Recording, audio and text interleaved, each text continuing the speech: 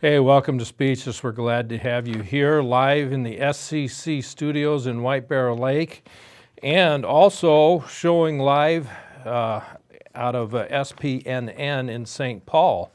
We're glad to have St. Paul on board. This has been about the fourth week now that we're live in St. Paul.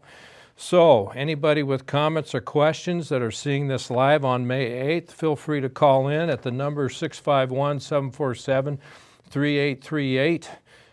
If you feel uncomfortable doing that, there's my email address, speechlessmn@gmail.com. We're glad to have you here watching, and especially for the new people I met in Oakdale that may be watching tonight, we're glad to have you. This show, man, just a lot about judges, a lot of updates, Minnesota judges, other judges, Supreme Court decisions in the city of Greece, a bill that passed in House File 2722 relating to family law, another Supreme Court case challenge that's going to go on, and that's relating with it's going to talk about judicial conduct in there, which is, you're going to hear this judge that just kind of goes wacko. You know, he just has bad behavior in his courtroom. Of course, that judge is already out of office now, but you're going to want to hear what takes place. And then, update on the Grazzini-Rucki case. Unbelievable what's gone on there. You'll just, wow.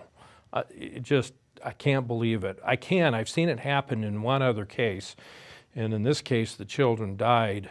Some of the children died in the Matt Neen case, but I'm going to compare those two cases going on right now. But this is just outrageous, and it involves a former legislator who is now a judge, and his behavior is just out of whack. But because of his behavior, you're going to find out about how to lose custody of your kids without it having a hearing, that due process, without a trial, without anything, and your kids are just gone. It's amazing. And believe it or not, well, we're also going to talk about the U.S. Supreme Court decision on the city of Greece, whether city councils can pray or school boards. And believe it or not, I can tie all those things back into the city of Maplewood and what's going on with the city council meeting. So, yeah, I already got some water here, so we're good. I didn't see it. Yeah, that's all right. So hold on, people. This is going to be quick and fast and a lot of information. I guess a warning of some kind is here. This may scare some children, that they may lose their parents, but we've seen it happen without any due process. And of course, when you're now dealing with the Common Core curriculum, the case where a parent got kicked out of a school board meeting because of the pornography that was being shown to the children, which Common Core does without parental permission, and you just don't have a say as a parent. I'm telling you, it's bad news. So a lot of things to cover. So we're going to get started here, and the first issue, we've talked about this before, but it came up again, and I just put it in perspective here. This actually happened a year ago, 2013, where a disgraced Pennsylvania judge, Mark this is hard to pronounce, Varela Jr. has been sentenced to 28 years in prison for conspiring with private prisons to sentence juvenile offenders to maximum sentences for bribes and kickbacks, which totaled millions of dollars. He was ordered to pay $1.2 million in restoration. And what happened is the private prison industry needs to have inmates.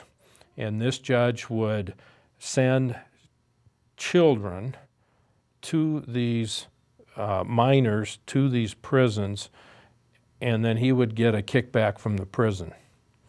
And they found over 5,000 young men and women were denied their constitutional rights, and therefore all of their convictions were dismissed and were summarily released. 5,000, just to just think of the extent that it took 5,000 of these kids and men and women and children before something happened. That's how difficult it is in order to hold a judge accountable. But these judges have set up a system for lack of accountability, and then they have the ability to punish people for bringing out this, what they may be doing and their misdeeds. And when it is brought out, then they just bury it, or they get a slap on the hand. And we're going to see a slap on the hand situation come up here with Judge Sovis. And we're going to hear the things that the appellate court of Minnesota agreed that he has done. And you're going to go, wow. And I've seen it happen with Judge Sovis. I've been in his courtroom. I don't remember when. Been in a lot of courtrooms, and just to see this happen. But this is a tragedy. Are we okay with everything, or? I just want to make sure that, are the teleprompters on? No. I forgot to turn the teleprompters on. And also, it hasn't been working for quite a while, now that I think of it. So. Well, they are full phone, it looks like. Oh, they are? I don't see a thing coming out of them. That's because I don't have a thing coming up. Okay. Anything coming up. All right. Hey, this is live TV, and, we're rookies at this. Not rookies, but amateurs, so we got to deal with technology as it comes. So anyway, that's part of the, that's just set up for some of this judicial stuff that's going on. But I believe there has been some very good news in that the U.S. Supreme Court heard a case and involved the city of Greece, and the city of Greece was being sued for establishing a religion, where they had pastors come in and pray before a city council meeting. And so they were being sued and saying that can't done because you're establishing a religion, which is about as bogus as you can be, but people want to do this. The religion's already established. And if you look at our founding history, they always opened in prayer in any of the federal offices and in the state offices. Some of the offices had, some of the states even had state religions because it was allowed. And it was up to that state whether they wanted to have a state religion. 8 of them did. 4 of them didn't. And that's changed over the time, so now none of them do. But in my opinion, every state and that passes a law is establishing their religion. They're saying this is of highest value to us, therefore we need to define the relationship between things this way. Otherwise, it's immoral. Okay, and that's really what they're saying. If you don't behave this way, there's consequences. You need to spend this amount of money on a building, on helping the poor, whatever, because it's the right thing to do. So when they pass a law, every law that's passed is based on a morality. Whether you like it, that morality or not, it ends up being the state's religion, and people are affected by it greatly. So the U.S. Supreme Court in a 5-4 decision said, you know what, that's our history. This is our tradition. This is what the Founding Fathers said could happen. They meant it could happen this way. That's how they understood their own Constitution. That's how they understood their own laws.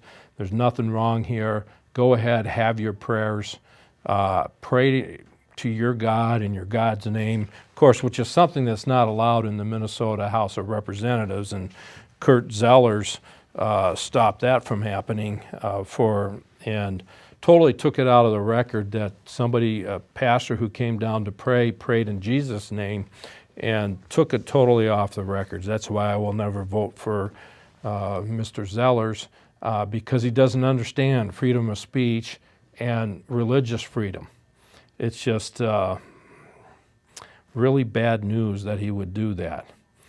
So, remember, I'm going to tie all this back into Maplewood and their city council and the community center. Okay.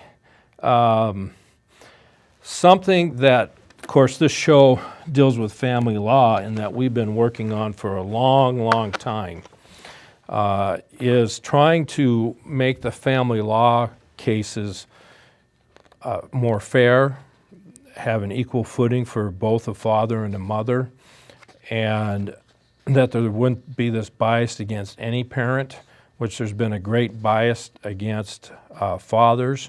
But as we've seen on my show, we've seen mothers that have just been crucified, and I'm going to talk about one of those mothers in a little bit. But here we had House File 2722 that was passed by the House and the Senate, no votes against, and my understanding, and Governor Dayton signed into law. And this is stuff that I've been working on for 10 years with a bunch of other people.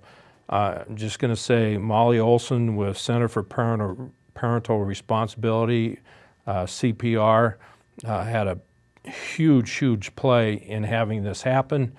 And just to give you a little of the history, for years, 10 years at least, now 12, no, yeah, let's say 10 years we've been working on family law issues. And we've just been getting little tweaks and little changes here and there. A lot of arguments taking place in the legislature. We get it past one house, usually the House of Representatives. The Senate would kind of quash what was going on. And whether it was child support, whether it was custody issues, and most everything related to custody issues, allowing good parents to remain in the life of their children, which most people I find in the courts could care less about. You know, you created your problem, you know, how we're going to work this out. One of you is going to pay a big price. You know, that's just the collective mindset that people that have been through the system believe is taking place. So last year we were working on a bill, and it eventually got through the House, probably the best family law bill ever in the United States, in my opinion. Really made things fair, really protected parental rights, and the House passed it fairly significantly. Matter of fact, it was about one vote shy of being veto-proof in the House. The Senate got everything but changed one and left one word in there, and that was the changing of a presumption of custody from 25% to 35%. So they changed one number in the law, and the Senate passed it overwhelmingly, and it ended up being 2 votes shy of veto-proof that I remember. And so then it had to go back to the House. They had a conference, so they all decided, okay, we're just going to change this one number from a 25% presumption to a 35% presumption. Well, in doing that, that passed, and again, almost just short of veto-proof, but it passed with less than 3 days left in the legislature session. So that means that it went to the governor, and the governor could either sign it or he can just do nothing. And Governor Dayton did nothing. It's called a pocket veto, and it was the last bill. It's one of the only bills that have been pocket vetoed in a long time, but it was the last bill of the year. And Dayton said, you get the parties together, and whatever all these parties agree on, if you can find stuff that you all agree on, then we'll all sign that bill into law. What do they call them? Stakeholders. Okay, so somehow attorneys are stakeholders, people that make money on the system, guardian ad litems, social workers, a lot of people, parental rights group, a lot of people, a lot of stakeholders came together and worked, and House File 2722 is what they came up with.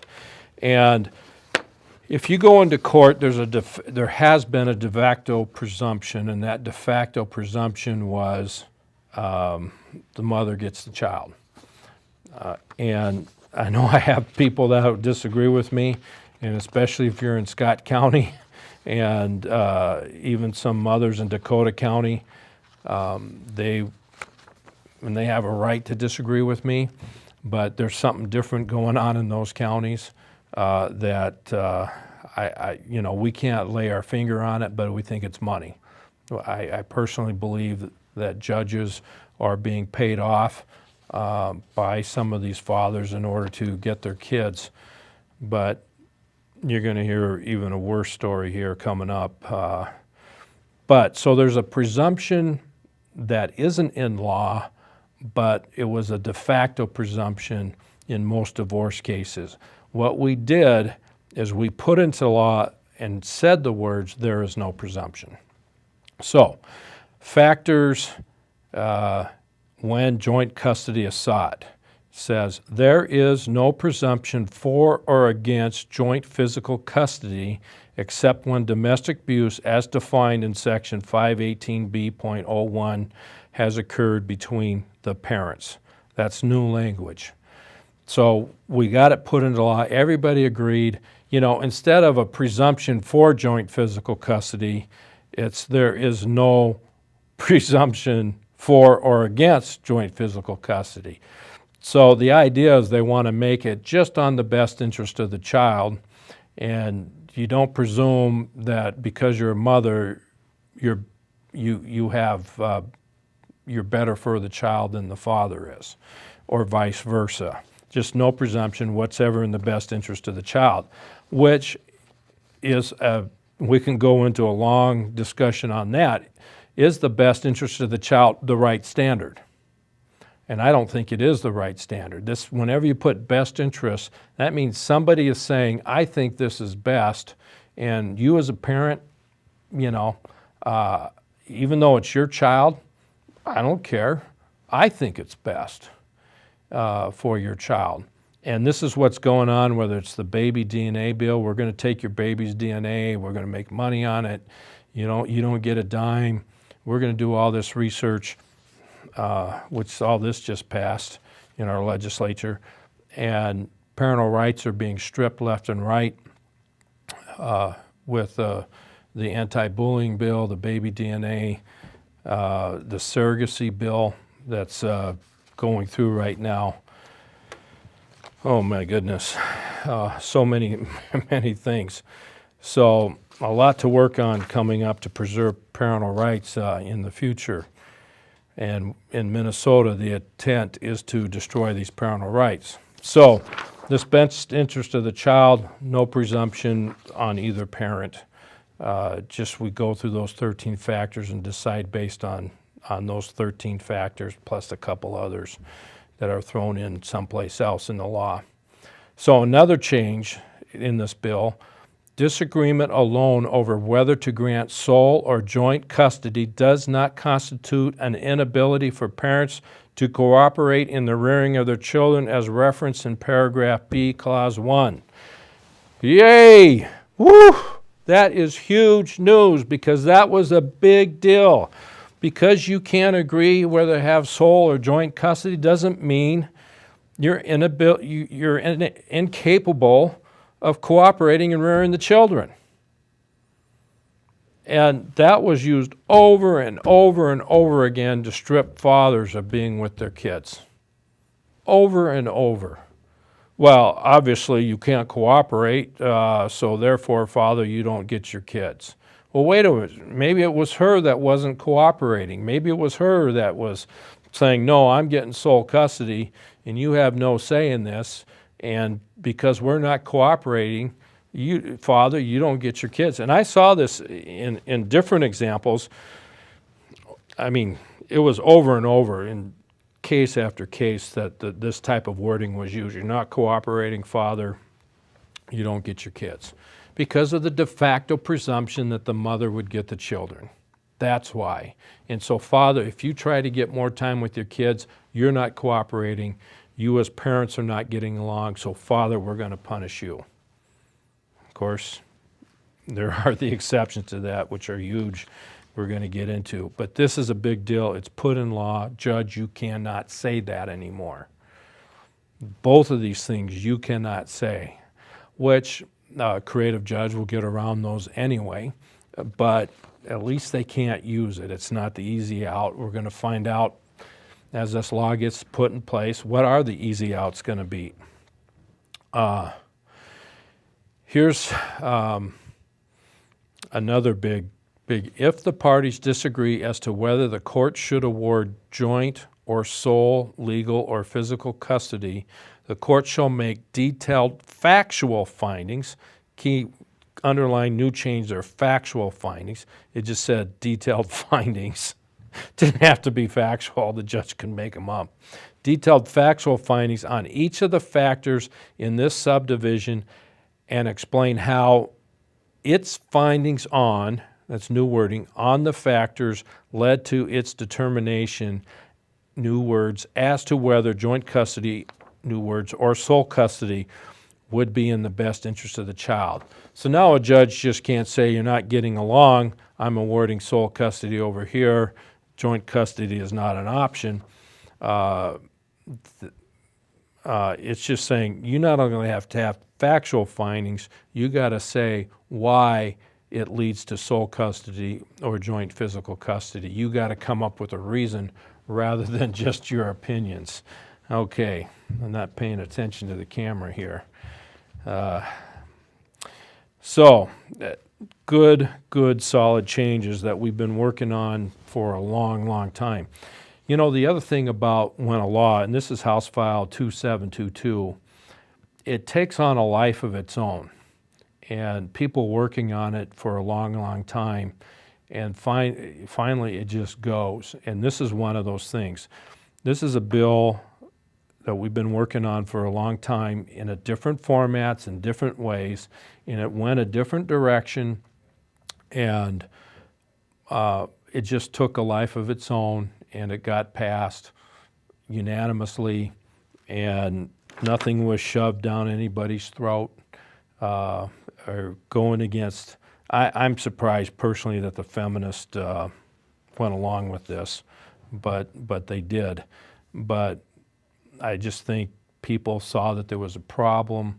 The talk about how bad our judiciary is in the legislature through a lot of people's efforts, including this show, finally got people to say, hey, we got to do something, we got to pay attention to this, and at least make it look like something's happening.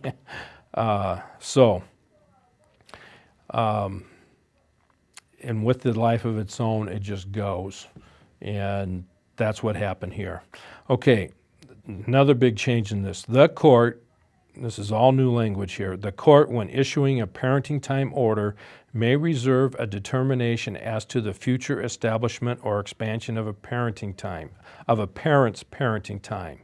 In that event, the best interest standards set forth in Subdivision 5, Paragraph A, shall be applied to a subsequent motion to establish or expand parenting time. Okay, so this is just saying, hey, you can change these. Your parenting time can be expanded. If you got less time and we find out other things have happened, there's no reason you should have had less time as a parent, you can go in and expand that parenting time. So, but if your parenting time gets expanded, the other parent's time gets lessened. Okay, but there may be a reason to that where due to work schedules or whatever, that parenting time really isn't lessened. There isn't that lessening of parenting time because the parent's working, you know, and so they don't have the kids anyway, so why shouldn't the other parent have the kids? And this is something the court would do, which just baffled me. Even though a parent wasn't working during certain hours and the other parent was, the court would say, yeah, you're not getting your kids anyway during that time. Even though you haven't been proven to be an unfit parent, you just don't get your kids. Okay. And here's another big change in this bill. Modification of parenting plan or order for parenting time. If modification would serve the best interest of the child, the court shall modify the decision-making provision of a parenting plan or an order granting or denying parenting time if the modification would not change the child's primary residence. That's all old language. Consideration of a child's best interest includes a child's changing developmental needs. This is huge because children change, and there's this doctrine of the tender years doctrine where it says that, and I disagree with this doctrine, that as a baby, a child needs the mother more than it needs the father. I just find that totally bogus. The child needs both parents. We're built that way. We're designed that way. But as you're going to see, as kids grow older, the boys need their dads and girls need their moms. And those relationships need to be developed. But if you've been depriving a parent of that relationship, men need to know how to be men, and boys need to know how to be men, and girls need to know how to be women. And they're best taught by their mothers and their fathers. And but I personally, I think that happens all the way through life. And so you shouldn't be giving more time because of this tender years doctrine to one parent over another. But at least we got it in here where now the court can recognize this and say, yeah, you know what? There needs to be a change here because this child needs to spend more time with one of the other parents. Okay, last change here. A modification of parenting time which increases a parent's percentage of parenting time to an amount that is between 45.1 to 54.9% parenting time is not a restriction of the other parent's parenting time. That's pretty good language. I'm missing the rest of the bill. It didn't print out here. But that's good enough for now. Huge changes in the law that every single stakeholder agreed with. So that even if you're changing parenting time, doesn't mean you're being denied parenting time if one parent gets more and you get less. You know what? I didn't even know this bill had hearings. I thought I searched it to get noticed, and then boom, all the way it's through and passed. Didn't get to film any of this. Been filming for years on this issue. Didn't film any of them. And there's where it took a life of its own, and the people that knew about were nobody. I mean, the people that were involved in these study groups and in the stakeholders didn't even know it was going through. Weren't notified. It's just amazing to me that took place. So, huge change in there. And now I'm getting a phone call here pretty quick, so I don't know whether to move on now or not. So anyway, I'm going to go right now into this Grazzini-Rucki case and give you an update on that. We've had Sandra Grazzini and her attorney on my show at least 3 times. Find it really appalling. We do have a phone call, and we're going to take that right away here as soon as you get in there. But I'm going to give you an update that's going to blow your mind on this case and how your parental rights can be taken away and you don't get any notice of it. But first, caller, do you have a comment or question? Yes. I'm very glad to hear that bill passed and we finally got some changes. I was one of the pioneers of joint custody in 1976 and ended up being the custodial parent, which is rather unusual. Yes, it is. And but one of the things that kind of disturbs me now, they're changing the child support rules to take in wide disparities between the husband and wife, or the partners. And so if someone is making significantly more money, which means if one partner quits their job, they then have to compensate and even it out. Are you aware of any legislation that is going to be addressing this exaggeration of the differences? I'll hang up and listen to your answer. First of all, no, I don't know of any legislation. The child support issue has kind of been shoved to the side, and one of the reasons it's been shoved to the side is because there's so many. The negative complaint is, oh, you're just concerned about the money and you're not concerned about your children. Well, that's just a bunch of baloney. There are those that are just concerned about the money. There's no question about that, but the majority aren't. They want time with their children. And so if you want time with your children and you want to get above this 45.1% time, then what happens is that child support kind of goes away. Each parent has responsibility for the child when they have them.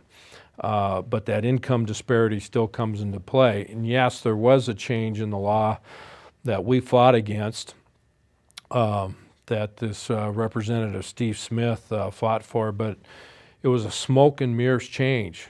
And at one time, they just considered one parent's income and said, you owe child support based on your income. Doesn't matter what the other parent made. And that other parent could have been making $2 million a year and you were at $40,000 a year. You paid the full guideline at $40,000 a year, even though the other parent, which puts you in poverty and very severe financial hardship. And because, you know, this presumption was against you as a parent of this joint physical custody, it really hurt. But here's the part of the problem. See, the state collects money for collecting child support money. And they have a formula. There's 4 factors involved in that formula. And the state collects a whole bunch of money. So based on every dollar that's collected in child support, the state gets reimbursed from the federal government a significant amount. So it ends up being about 275, it may be about $300 million a year that's coming into the state from the federal government based on the amount of child support that the state collects. So if you're gonna, so part of this law, the purpose of the law was to say, okay, yeah, we really do need to calculate the other parent's income because that is not fair. A $2 million versus 40,000, or 100,000 versus a 30,000, or 60,000 and 60,000. Both parents' income should be calculated in.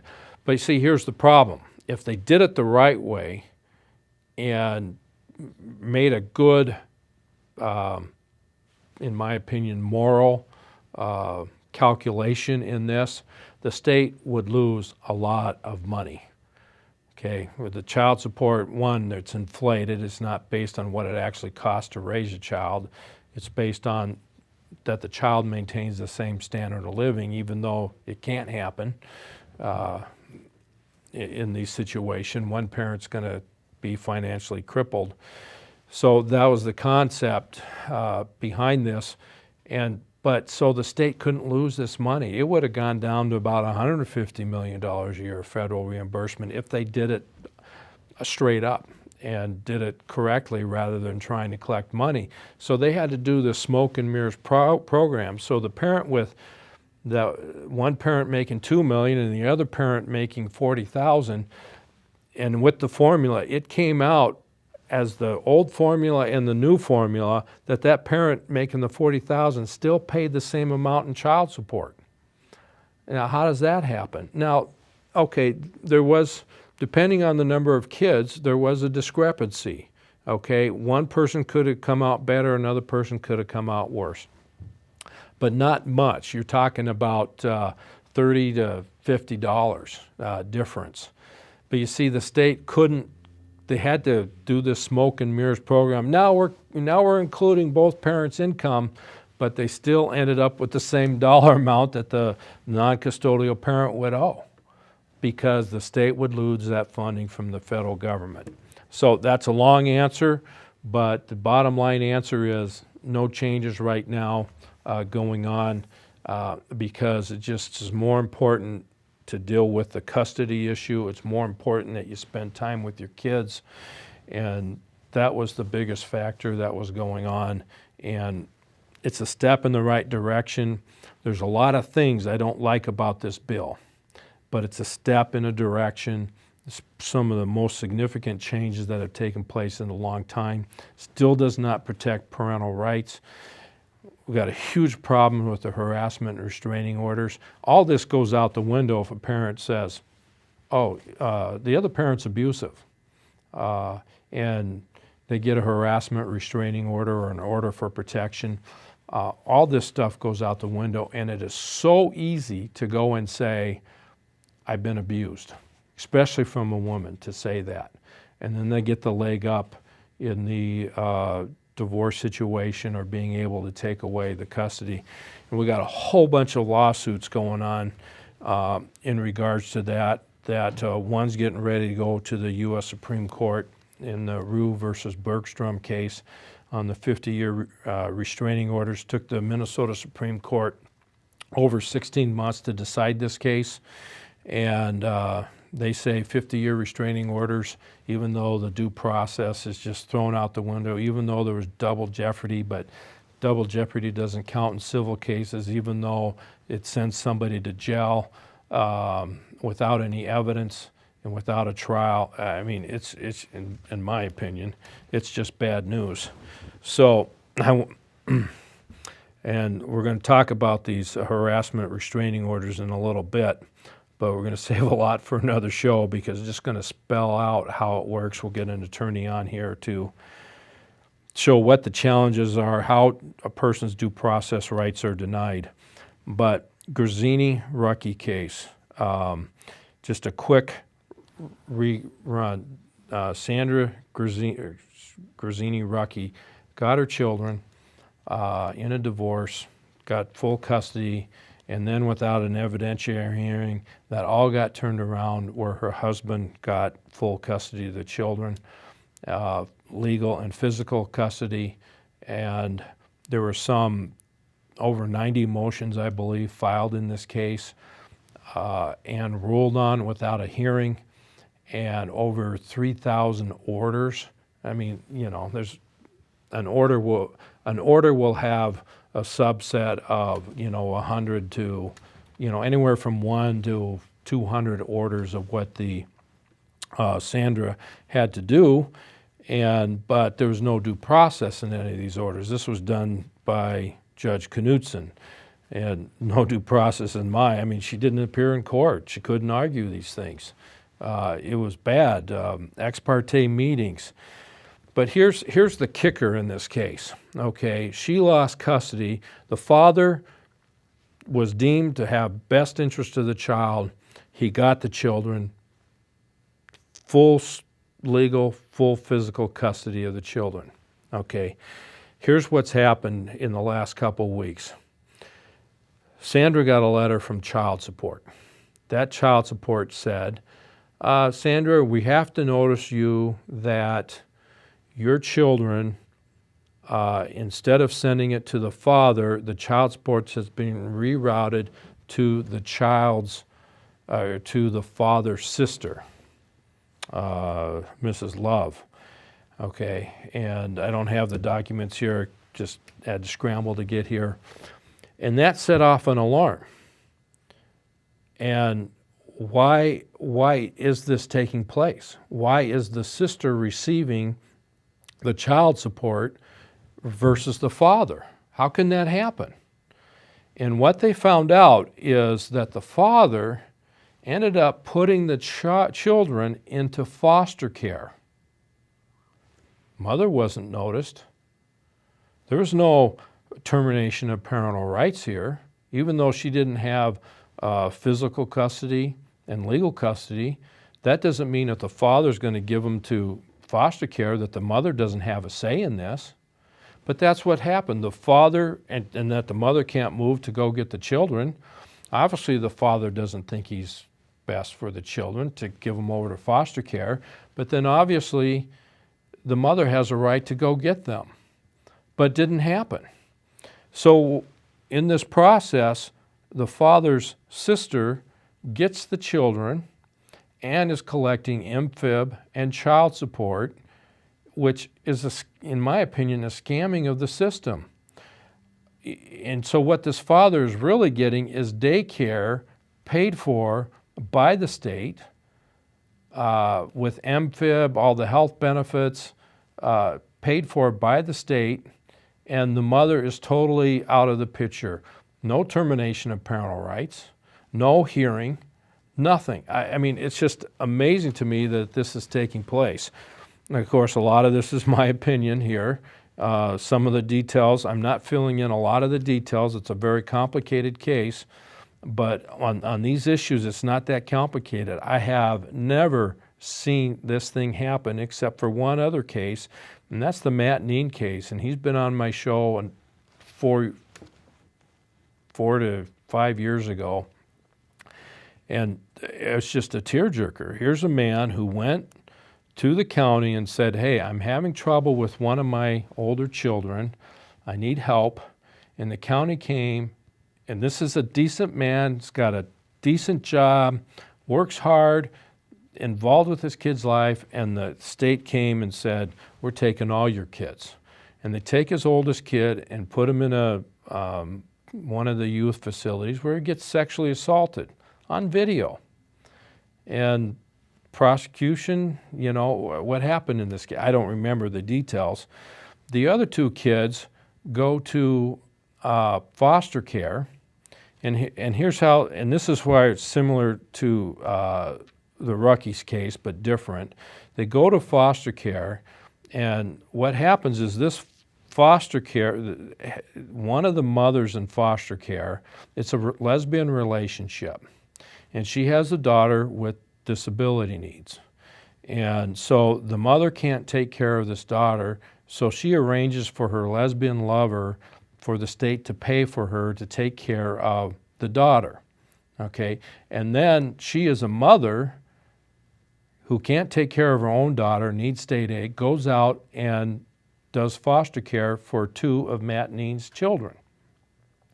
And they're very young, 1 and whatever, and 1 and 3, and one, I just don't remember the details, but young kids. One of them has medical needs to have a nebulizer every night, and that wasn't being done. And they moved them out of one foster care into this foster care family. This foster care family, the lesbian one, asked for more money, but they still weren't providing medical needs.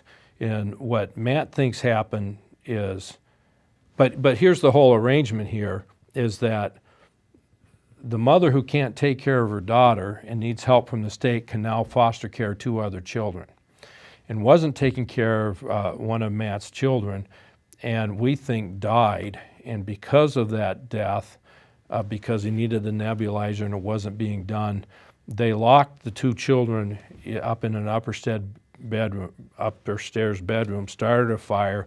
The 2 kids died. They had enough time to go out and get the disabled child dressed and bring her out of the house, and they couldn't even go upstairs to get the other kids. And they were found locked in the room. And the other suspicious circumstances is that one of the children had a lot of smoke in their lungs. The other one that needed the nebulizer didn't. In other words, he didn't breathe in the smoke, didn't die from smoke inhalation, but the other child did. But you see it's just a tragic story of tragedy in there. It's just unbelievable. And but the similarity is paying another family member or somebody in close relationship to take the state paying to take care of children. So in the Grazzini case, Grazzini-Rucki case, the father is getting the state to pay to take care of his kids with his sister, and he gets the benefit. So he's paying for this babysitter, and the state's paying for it, and the mother is out of the picture and totally in foster care, gave up his parental rights, and then the mother has nothing, no notice. So that's going to be another big case, not that it already isn't. Part of that case is already before the U.S. Supreme Court. Hopefully they'll hear it. Unbelievable stuff. Okay, one last quick case here. I got to read you what the Minnesota Appellate Court. Oh, you know what, Nathan? I forgot about. I want to play this video, Selling Out. We play it once in a while, but it's talking about judges, and one of the judges that we have on that video is who we're going to be talking about today here in a little bit. So let's watch this video, and we'll come back and talk about this judge. Unbelievable.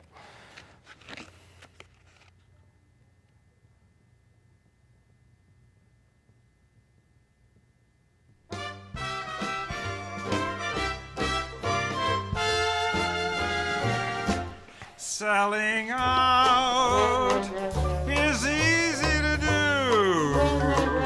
It's not so hard to find a buyer for you.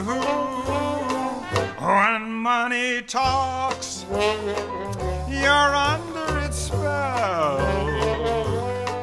Ah, but what do you have when there's nothing left to sell? Selling out, I'd rather call it compromise, is easy to do. Sometimes you have to close your eyes. It's not so hard. Being rich is no disgrace. To find a buyer for you, put on your shoes and join the race. When money talks, it has a very soothing voice. You're under its spell. It's up to you to make the choice. Ah, but what do you have when there's nothing left to sell? Can't always break the rules. People who try are fools. When you get older, maybe then you will see. I've always found ideals don't take the place of meals. That's how it is and how it will always be. It's so nice to have integrity. I'll tell you why. If you really have integrity, it means your price is very high. So remember when you start to preach and moralize that we all are in the game, and brother, its name is compromise. It's so nice to have integrity. I'll tell you why. Sometimes you have to close your eyes. It's not so hard to find a buyer for you. Remember when you start your breathing, you're under its spell. It's up to you to make the choice. Now that we all are in the game, before you know it, there'll be nothing left to sell. All right, in there you'll see the name of Judge Sovis, and this was before Judge Sovis. This was a hearing, a criminal charge of violating a harassment restraining order. And here's just the words from the appellate court as to what they said. The judge had this, when selecting a jury, there's a hearing on who's going to be on the jury. And it's called voir dire hearing. And here's what they had to say about here's what the judge's comments on that. A jury trial on the misdemeanor charge arising from appellant's conduct on April 7th was held. From the beginning of jury selection, the district court joked with staff and the jurors. When a juror stated that she knew the defense attorney because the two had shared a room on a school choir trip for their daughters, the judge responded, "Shared a room? I don't want to hear about that." Oh, it was a choir trip. Of course, I don't know the voice inflection, but, this is what he said.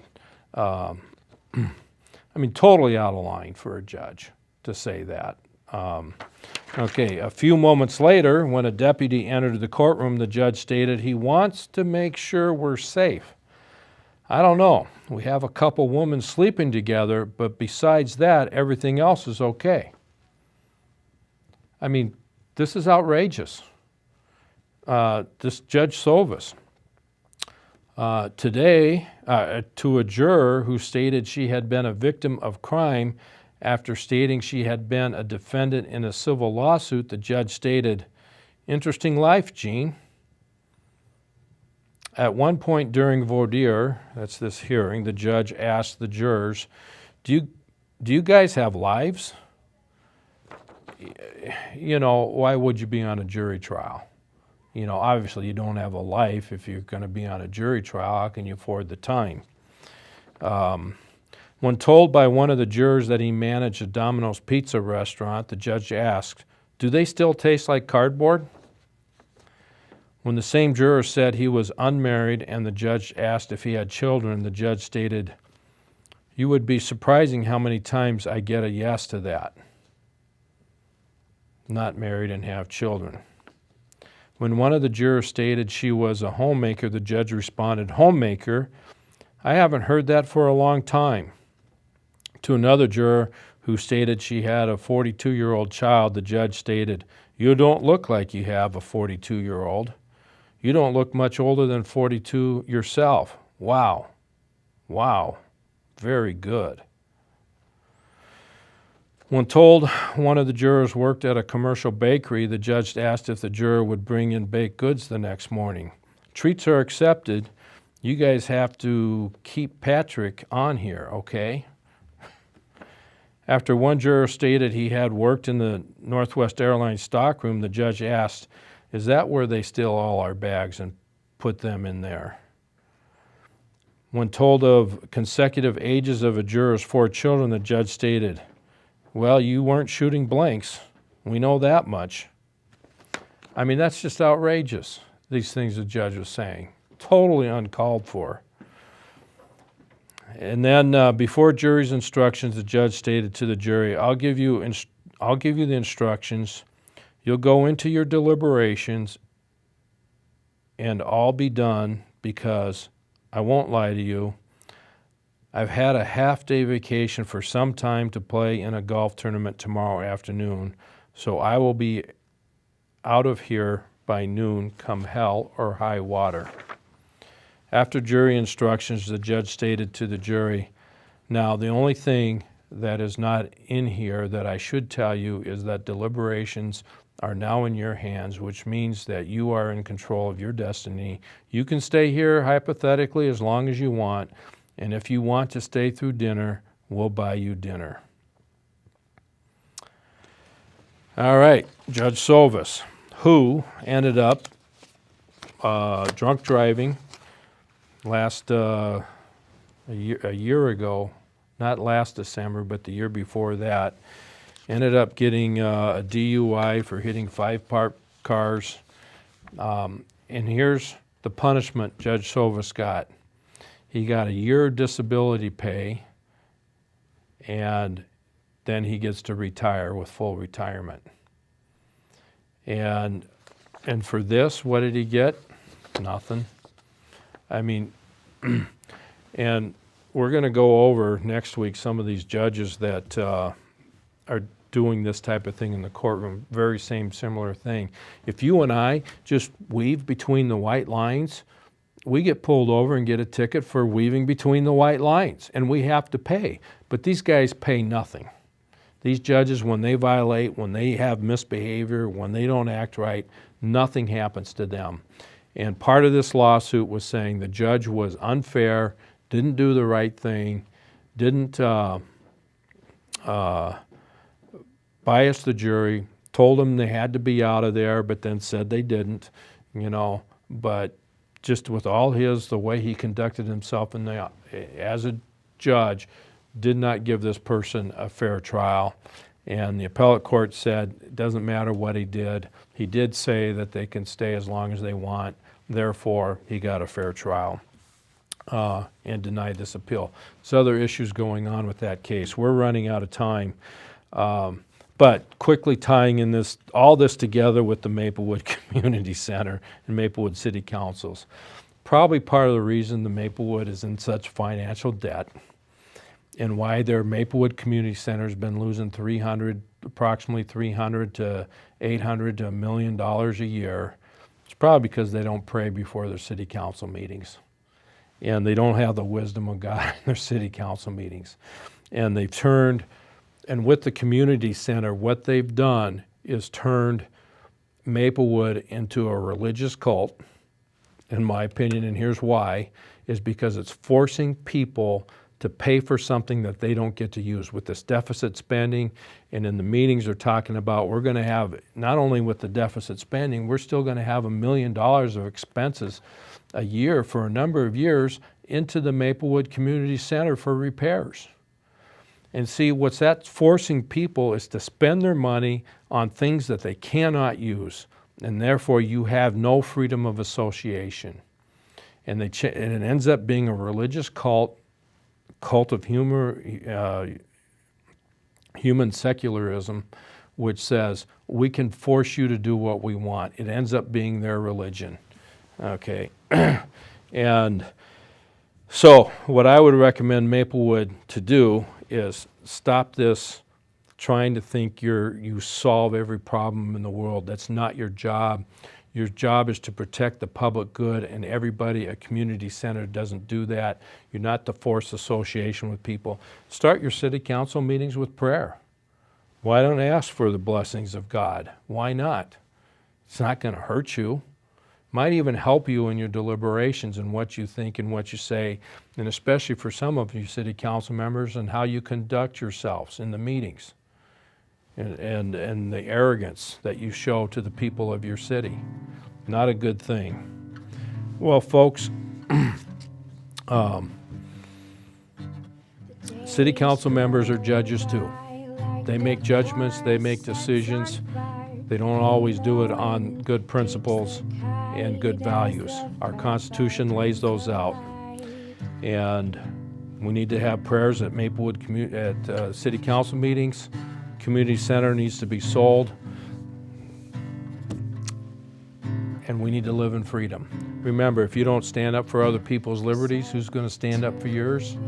And good men don't do nothing. God bless. Have a great week. Right now, I see that you're long gone.